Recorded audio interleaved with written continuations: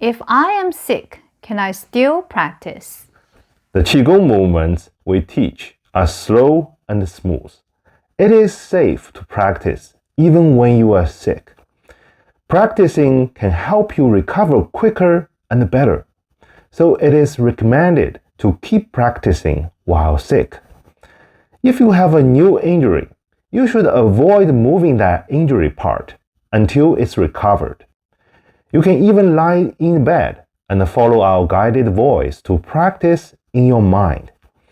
Although you can't move, mind-led practice can help it recover faster. If you have an old injury, you should try to move that part progressively, every time you push the limit a bit. You need to understand this. Your old injury is fixed at a particular state, so it can't recover.